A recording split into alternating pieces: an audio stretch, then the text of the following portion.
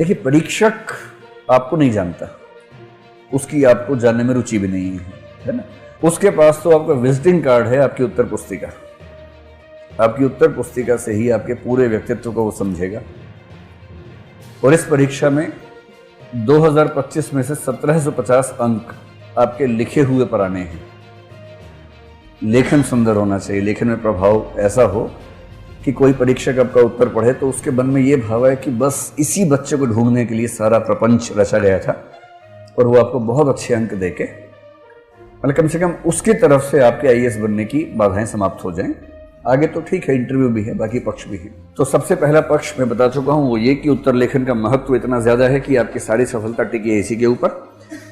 इससे अंतर इतना पड़ता है कि मतलब दो तरह के लोग, अगर मैं आपको एग्जाम्पल देके बताऊं, निशांत जैन को इतना ऊंचा रैंक मिला, मैं लाख कारण आप सब उसके गिन लीजिए। मुझसे जब जब पूछा जाएगा, मैं निशांत से भी कहता हूं, सबसे कहता हूं कि सबसे बड़ा कौशल उसका लेखन कौशल है। एक लड़का 236वां रैंक आईएएस में है पहले अटेम्प्ट में, और उसको खुद पे भरोसा नहीं था। उसने मेंस देने के बाद तय किया कि मैं विषय बदल के फिर तैयारी करूंगा।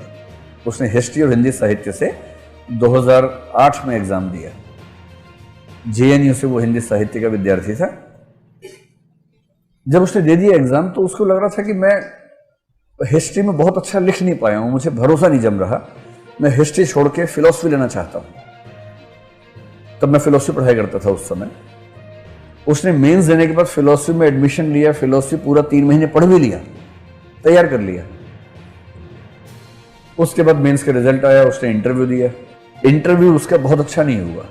संयोग से हुआ यह कि जो इंटरव्यू बोर्ड के चेयरपर्सन थे बहुत आध्यात्मिक व्यक्ति थे, उनको ईश्वर अध्यात्म में बहुत रुचि थी। वो हर उम्मीदवार से पूछते थे ईश्वर के बारे में, उम्मीद और अध्यात्म के बारे में। और जब कोई आध्यात्मिक बात करता था तो सुर से सुर मिल जाता था, उनका बहुत खुश होते थे। ये जेएनयू से पढ़ा हुआ था। जेएनयू में ह्यूमैनिटीज बैकग्राउंड में विचारधाराओं का जो असर है, उसमें गैर आध्यात्मिक विचारधाराएं केंद्र में रहती हैं।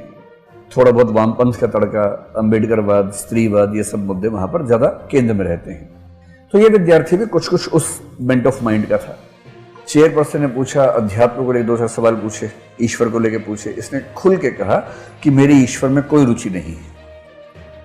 क्या आप विश्वास करते हैं? जी नहीं, मेरा विश्वास है कि ईश्वर नहीं है। ऐसी बातचीत हुई 5-7 मिनट तक। वो लगातार कोशिश करते रहे कि किसी तरह से मान जाए बच्चा,